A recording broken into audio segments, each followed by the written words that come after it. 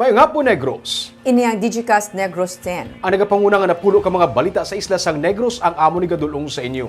Updin ninyo kami via Facebook, YouTube, kag sa amon nga website www.digicastnegros.com. Kag sarama kami malantaw sa Kika Channel 11 sa Kabangkalan City, Himamaylan City, kag Banwasang Ilog. Kag yari na ang top 10 nga mga balita sa Negros subong adlaw. Pamuno sa Provincial Human Resource Management Office gipasakaan sa reklamo sang organisasyon sa mga capital employees.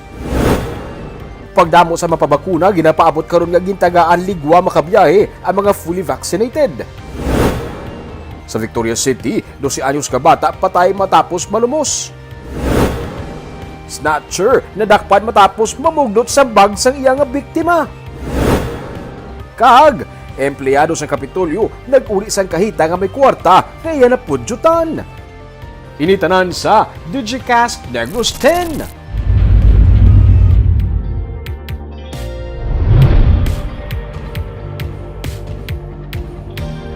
Sa number 10, tuyo nga pagsaylo sang Negros Occidental Capital sa Talisay City ang nagapabilin. Inisuno kay Negros Occidental Governor Eugenio Jose Lacson nga nagsiling nga damlag pa ilan na nga na-notify ang contractor nga nagdaog sa bid sa pagpatukod sang bag-o nga Provincial Administration Building sa Bacolod City nga tuyo sang probinsya sa iluhon ng Kapitolyo sa Talisay City. Sa interview sang Lunes kay Lacson, iya ginsiling nga ginahulat nila ang sabat sang contractor. Sa bahin sang sangguniang panalawigan suno kay Lacson, wala ini sang objection sa amo nga tuyo nga pag-transfer. Samtang gin-take over na sa probinsyang management sa Negros First Cyber Center. Sunog Attorney Rayfrando Diaz, ang provincial administrator nangin masulhay ang pag-transfer gikan sa Negros Property Management and Development Corporation. May bago nga security group nga ginkuha ang probinsya para sa lugar. We have notified the contractor about the intention of the province to move the capital to Talisay. We have not received a reply, but we will again remind them of that of the intention because we have to respect that they do have a contract to build the admin building right beside the Capitol building. No?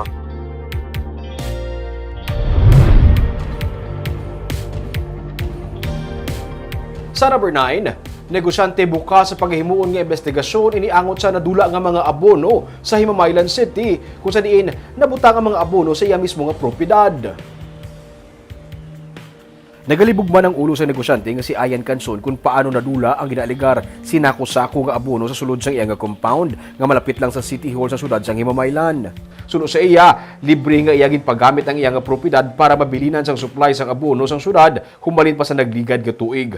Marso sang iya ginpaarkilahan ang compound sa pribado nga kumbuyahan kag sang amo nga bulan wala na dito suno sa iya ang mga abono. Nagligad na nga semana sang nahulaan ang mga farmer beneficiaries sang matalupang dan nga wala na ang mga libre nga abono gikan sa Department of Agriculture. Ganyan nagtukod naman sang fact-finding team si Mayor Raymond Tongson agud mapatod kundi nagkadto ang mga abono. Ginsiling sang alkalde nga may duha sila ka mga compound nga ginbilinan sang abono para sa natukod nga Rice Competitiveness Enhancement Program sang syudad upod sa DA. Samtang nagapadayon ng investigasyon upod man sa Himamaylan City PNP, naghimo na sang tikang alkalde agud makakuha sang supply sang abono nga mapanagtag sa mga farmer beneficiaries. Ginabi-abi naman ni Canson ang mga ginapatuman karon nga fact-finding investigation angot sa ginaligar na dula nga abono nga nagabalor sa masobra 1.3 milyones pesos.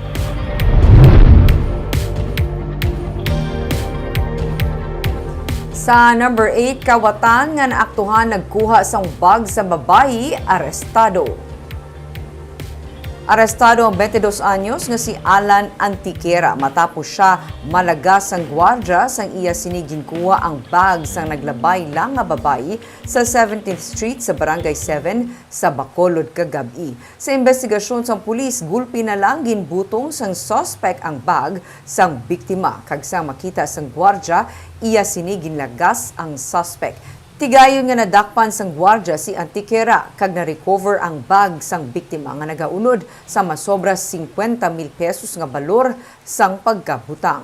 Nakuha man sa suspect ang isa ka kutsilyo. Detained na karon sa Police Station 2 si Antiquera. Sa number 7,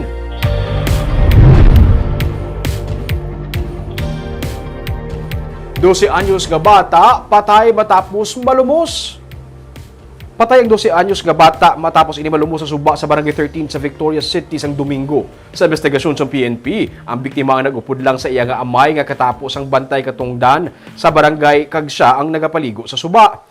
Naglabot na suno sa pulis sa madalom nga bahin sa suba ang biktima kag bangod sang makusog nga current sang tubig nalumos ang bata. Gindala pa ini sa ospital pero wala na matabangan pa.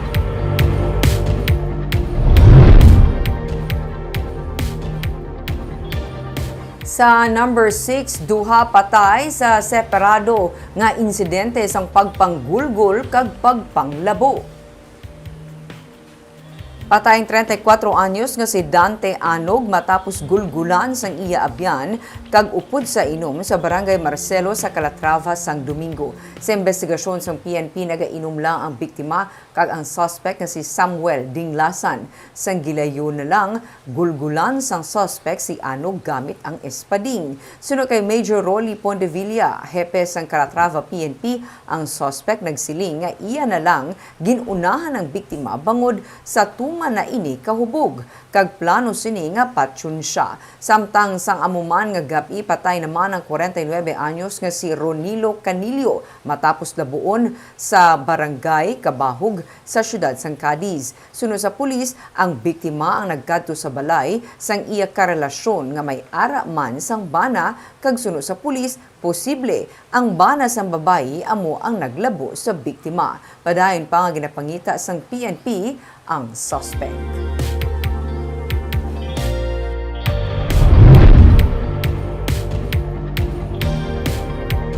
Sa number 5, malapit na sa 11,000 ka mga residente sa Dumaguete City ang natigayon nga mabakunahan para sa COVID-19. Sa datos ng syudad, kalabanan sa mga nabakunahan ang mga medical frontliners, senior citizens, persons with comorbidities, kag mga essential workers. Ginpahayag man sa alkalde ng Dumaguete City nga si Mayor Felipe Remolio nga may mga linibo ka COVID-19 vaccines sa mag-aabot sa syudad subong nga semana. Ini ang pagagamiton para sa gihapon sa mga nabilin pa nga mga A1 tub A4 categories. Samtang nagpanaog na ang active cases sa syudad sa Dumaguete. Sa latest data sa City Health Office, may dugang nga 40 ka recoveries ang syudad, gani iyara na lang karoon sa 150 ang ilang total active cases.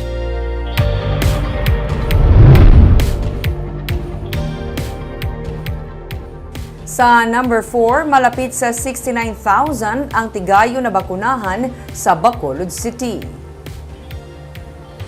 Sa latest nga data gikan sa Bacolod Emergency Operations Center, may 57,833 na ang nakabaton sang first dose sang bakuna para COVID-19. Samtang 11,121 naman ang nakabaton sang ilang nga second dose. Sa kabilugan, yara na sa 68,954 ang nadapatan sang bakuna. 21,290 diri AstraZeneca nga brand kag 47,664 naman ang Sinovac. Si Bacolod City Mayor Evelio Leonardia ang naghinyo pagid sa national government sang dugang nga supply sang bakuna bangod mataas sa gihapon ang kaso sang COVID-19 sa Bacolod City. Kahapon, may 52 ka dugang nga kaso sang COVID-19 ang Bacolod, 37 ka recoveries kag isa ang napatay. 1,986 karon ang active COVID-19 cases sang syudad.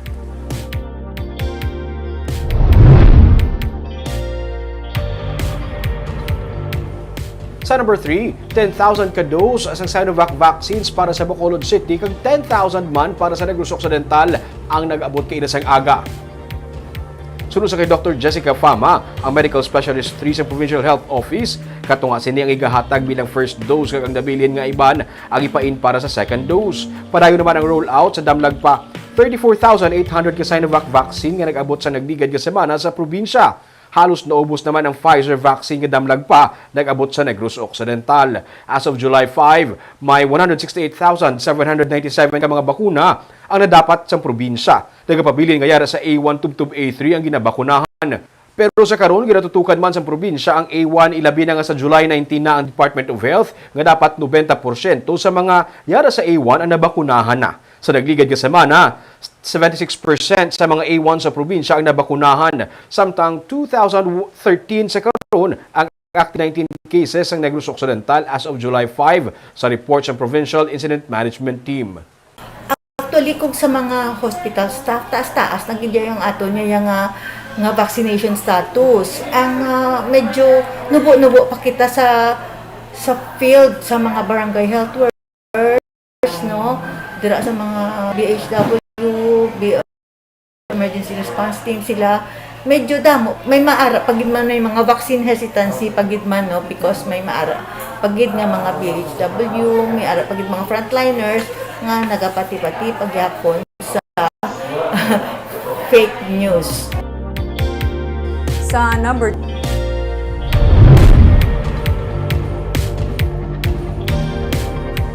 Bacolod EOC ang nagapaabot nga magasaka pagid ang kadamuon sa magapabakuna karon nga ginhalugan na ang travel restrictions sa mga fully vaccinated individuals. Suno kay Dr. Chris Sorongon, Deputy for Data and Analysis ng Bacolod EOC, ginapaabot nila ang pagdamo pagid sa mga luyag magpabakuna matapos ginkakas na sang Interagency Task Force ang RT-PCR test requirement para sa fully vaccinated individuals. Nalakip man sa IATF Resolution 124-B ang pagpanubo sa quarantine days para sa mga fully vaccinated individual nga malatnan sang virus kag close contact sang COVID-19 positive.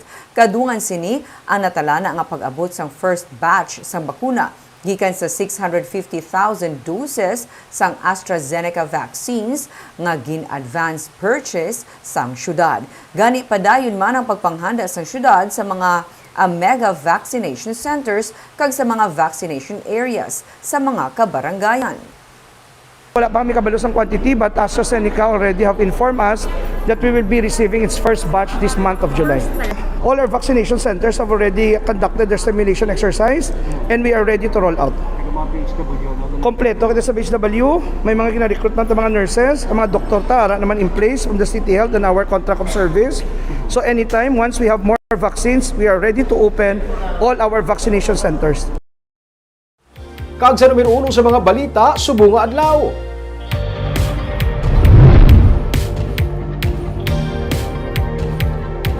Formal lang repadangat sa administrative charges ang Progressive Capital Employees upon pays batok sa Provincial Human Resource Officer nga si Attorney Annabel Palik. Ginfile sa pays ang reklamo sa Office of the Governor paagi sa talatapan sa Provincial Administrator kaina sang aga, acts of oppression, acts prejudicial to public interest kag grave abuse of discretion ang ginfile sa pays batok sa kay Palik may kaangtanan sa suno sa ila pag-deprive sa mga empleyado nga nagbasakit bangod sa COVID-19 sa ilang leave credits, pagka-delay ng sweldo sa mga job order kag ang pagpabalik-balik sa mga retirees sa pagproseso sa ilang mga benepisyo. Suno sa kay Rene Lolas Cherry, ang presidente sa PACE, ang pagpabili ni Palik bilang pamuno sang human resource prejudicial sa interes ng provincial government kag ini ang magatuga sang dugang nga halit.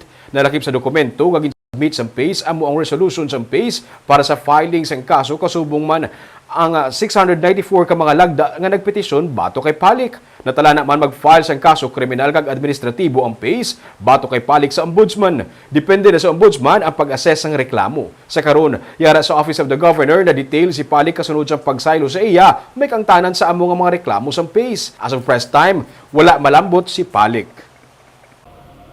Atong pag sinarayo diri sa Kapitolyo apektado gyapon if she continues to be with us. The same na siya nga mga reklamo atong previous. Yes, we are now attaching the individual panaysayo, sworn statement Like kung of let us say our retirees who have been going through back and forth processing their documents, nagmalasakit, And those employees who were deprived of leave credits during the pandemic na nag-positive, wala.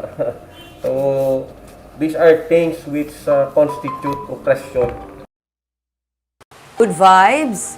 Job order casual sa nga provincial capital ang nakapulot sang kahita nga may kwarta. Iya iniging turnover sa isa ka radio station agud tumauli sa tag-iya. Yaring report ni Nico Delfin. Agud makakinot nagapauli para magpanyaga ang utility worker nga si Rodel Vasquez sang Barangay Estefania. Wala siya magdumdum nga sa alagyan, makapudyot siya sang wallet nga may unod nga 5,000 pesos kag mga card. Wala magsulod siya pensar nga interesan ang nakitaan nga pagkabutang. Kung kinanglanon niya man kag base kung personal na bakal sa mga bulong manorano, amo na wala og mitiran biska na wala na ko kalanon, nagpuli ko kag magkaon sa balay kag nagbalik de. Tapos dito ko lang turnover. Gin turnover ni Rodel sa isa ka radio station ang wallet, tubtob nga nabalik ini sa tag-iya. Hindi naman makapating second year college student nga si Miguel Rubica nga mabalik sa iyang wallet upod siya mga IDs kag mga card. Suno sa iya, nagabisikleta siya sang posible na wasi ang iya nga wallet. Sa kalipay, iya man gintagaan sang regalo si Rodel. Parang rare yung ginawa niya. Good heart should be rewarded. Pambihira talaga yung morals niya, yung decision niya. Bisa ng mga kaupdanan ni Rodel sa provincial capital ang nalipay man siya ginhimo nga katampad. Kag tungod man sa iya maayo nga ehemplo, mismo ang pamuno sa Progressive Alliance of Capital Employees o CONPACE ang nagdayaw kag nagrekomenda nga mapangitaan siya sang bakante nga permanent position.